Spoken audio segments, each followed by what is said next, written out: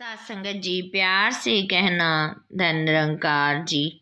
सात संगत जी, हमें सेवा का ठीक से वास्तविकता पता होनी चाहिए कि किस तरह की सेवा हमारे काम में है, किस तरह की सेवा व्यर्थ है।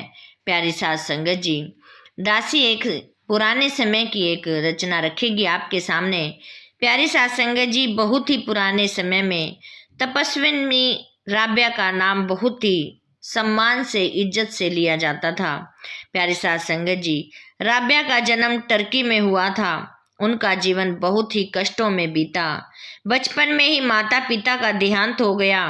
कहते हैं कि सोना तपकर ही अपनी वास्तविक चमक को प्राप्त कर सकता है, अपनी असली चमक को प्राप्त कर सकता है।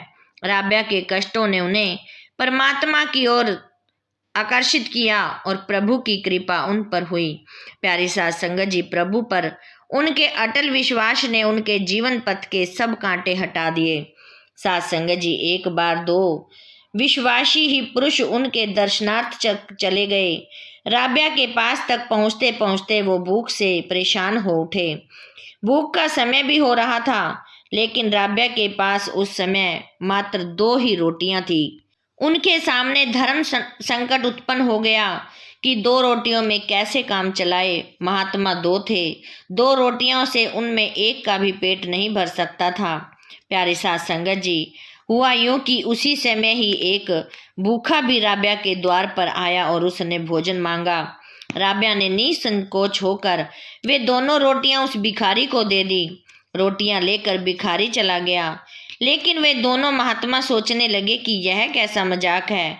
कहाँ हम दोनों भूख से तड़प रहे हैं और इन्होंने ये दोनों रोटियां भिखारी को दे दी हैं। परंतु उन दोनों ने कहा कुछ नहीं। वे रहस्यों को, उसी रहस्य का उद्घाट देखते ही रह गए, इंतजार करते रहे। कुछ समय बाद ही एक स्त्री आई, कुछ रोटियां प्यारी सात संगत जी राब्या के पास लेकर आई। राब्या को रोटियों की आवश्यकता थी, इसलिए परमात्मा ने उनकी समस्या हल कर दी थी। दोनों महात्मा भी खुश हो गए, लेकिन राब्या ने वे रोटियां गिनी और उसी स्त्री को लौटा दी। उन्होंने कहा, तुम ये रोटियां शायद भूल कर ले आई हो, इन्हें वापस ले जाओ। सात संगत जी, वह स्त्री बोली, नहीं मालकिन, ये मालकिन ने आपके लिए ही ये रोटियां भेजी हैं, आप रख लीजिए। नहीं बहन, तुम भूल रही हो, इन्हें ले जाओ, कहकर राब्या ने उस स्त्री को वापस भेज दिया। दोनों महात्मा यह देखकर मन ही मन कूद रहे थे कि यह प्रभु की कैसी अजब लीला है कि खाना सामने है मगर खा नहीं सकते। लेकिन उन्होंने कहा फिर भी कुछ नहीं। वे जानते थे कि इस रहस्य में को भी समझना आसान नहीं है, क्योंकि ये इसकी लीला अपरंपार है। यह इस बीच राब्या उन्हें परमेश्वर के बारे में मधुर वचन सुनाती रही, लेकिन भूख के समय तो पहला उपदेश भोजन ही कहा जाता है। इसके बावजूद गहरी विश्वास पैदा करने वाली महात्मा इन चीजों की परवाह नहीं किया करते। कुछ समय बाद वही स्त्री फिर रोटियां लेकर आई और बोली, माँ, ये रोटियां आपके लिए ही हैं, आप रख लीजिए। राब्या ने फिर वे रोटियां ली, उन्हें गिनी और रख ली। यह देखकर उन संतों की जान में जान आ गई। अब वे निश्चिंत होकर खाना खाने लगे थे। खाना खाकर उन्होंने पूछा, देवी, हमें एक बात समझ नहीं आती कि पहले उसने कहा कि निसंकोच होकर कहिए, क्या कहना चाहते हो। उनमें से एक बोला कि आपने ये रोटियां पहले क्यों लौटा दी, कि जबकि हम तब भी भूखे ही थे। दूसरे ने कहा, और आपने ये दोनों रोटियां इस भिखारी को क्यों दे दी, जबकि आपके घर में 2-2 भूखे पहले ही मौजूद थे। सात संगत जी, राब्या बोली, रोटियां 2 थी, इनसे आप में से एक का भी पेट नहीं भर सकता था, इसलिए मेरे पास एक ही उपाय था कि दोनों रोटियां किसी तीसरे भूखे को दे दी जाए। यह तो एक प्राकृतिक नियम है कि परमात्मा की धरती में जो बीज बोया जाता है वह 10 गुना फल होकर मिलता है। प्यारी सात संगत जी, ऐसे ही उसने, इसीलिए ही सात संगत जी, मैंने वो दोनों रोटियां उस भूखे आदमी को दे दी, इससे मुझे 20 रोटियां मिलनी थी। तो वह स्त्री कितनी रोटियां लेकर आई थी, एक उनमें से संत बोला। तो उसने कहा कि यह तो बात थी कि जिसके कारण मैंने रोटी लौटाई। पहली बार वह 18 रोटियां लेकर आई थी, इसलिए मैंने उससे कहा कि ये रोटियां मेरे लिए नहीं हैं। दोबारा वह 20 रोटी लेकर आई, इतनी ही रोटियां मुझे मिलनी थी। साथ संगत जी, महात्मा यह सुनकर धन्य धन्य कह उठे। यह धरती धर्म की ही धरती है। सतगुरु के आदेशानुसार जो बीज बोया जाता है वह तो सैकड़ों हजारों गुना फलदायी होता है। इसलिए महापुरुष सेवा में लगाई गई शक्ति को व्यर्थ नहीं मानते बल्कि निवेश मानते हैं। साथ संगत जी, हमें जो भी सेवा करनी होती है दिल से करनी है प्यारी साथ संगत जी। जो दिल से सेवा की हुई होती है प्यारी साथ संगत जी, वो कभी व्यर्थ नहीं जाती।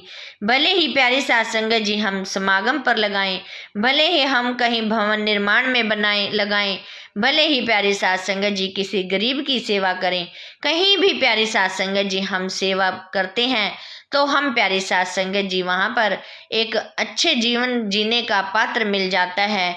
हमें अपना सुखदायी जीवन करने का एक मौका मिल जाता है। हमें प्यारी साथ संगत जी भाग भाग कर सेवा करनी चाहिए। साथ संगत जी, यदि हम 10 रुपये कमाते हैं तो उसमें से 1-2 रुपये सेवा के लिए जरूर निकालें साथ संगत जी, क्योंकि सेवा ही प्यारे साथ संगत जी हमारे शारीरिक रूप से, हमारे धन धान्य में प्यारे साथ संगत जी कभी कमी नहीं होगी।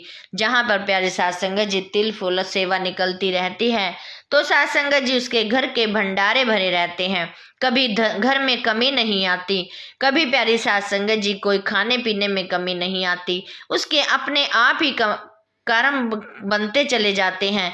सारी साथ संगत जी, ये दासी ने अपने ऊपर भी प्यारी साथ संगत जी झेला है। साथ संगत जी, दासी कभी भी हमेशा ही प्यारी साथ संगत जी शुरू से ही गरीबी के उसमें पली है। और प्यारी साथ संगत जी जब से शादी हुई प्यारी साथ संगत जी, तब भी साथ संगत जी दासी गरीबी रेखा में ही रही। लेकिन साथ संगत जी दासी ने ये अंदाज पूरा विश्वास के साथ कहती है कि सतगुरु बाबा जी ने कोई भी काम ऐसा नहीं रुका जो कि प्यारे साथ संगत जी दासी का ना हुआ हो। साथ संगत जी समय पर हर काम अपने आप ही होते चले आए हैं। कभी प्यारी साथ संगत जी दासी को किसी के आगे भीख नहीं मांगनी पड़ी। साथ संगत जी हमेशा ही सतगुरु माँ दासी के साथ रही। और प्यारी साथ संगत जी दासी विश्वास के साथ कहती है कि कभी भी कोई भी काम में कहीं रुकावट नहीं आई। यदि हमारे मन में प्यारे साथ संगत जी सेवा भाव बना है तो साथ संगत जी हमारा कभी भी कोई काम नहीं रुक सकता। ये साथ संगत जी पूरा विश्वास है। पूर्ण विश्वास के साथ ही दासी आज यही बात कह रही है कि दासी के तो कभी रुके नहीं साथ संगत जी। बाकी साथ संगत जी दासी कुछ और नहीं जानती, क्योंकि इतनी दासी पढ़ी लिखी नहीं है जो कि आपको बयां कर सके, जो आपको समझा सके। दासी का अनुमान सिर्फ यही है कि दासी सेवा सिमरन के सत्संग के साथ जुड़कर दासी ने अपने हर काम को संवारा है। हर किसी भी काम में रुकावट नहीं आई। साथ संगत जी दासी की अब भी यही अरदास है, यही विनती है कि दासी सेवा सिमरन सत्संग के साथ जुड़कर अपना जीवन व्यतीत कर पाए और अपने जो बचे हुए श्वास हैं उनको भी प्यारी साथ संगत जी अपनी सतगुरु माँ के चरणों में ही रख पाए। साथ संगत जी दासी इन्हीं वचनों से क्षमा चाहेगी। दासी से बोलते हुए बहुत सी गलतियां हो जाती हैं। दासी को अनजानी बच्ची समझकर क्षमा कर देना और दासी के चैनल को भी जरूर सब्सक्राइब कर देना, ताकि साथ संगत जी दासी आप जी का आशीर्वाद लेती रहे। साथ संगत जी प्यार से कहना, धन्य निरंकार जी। साथ संगत जी प्यार से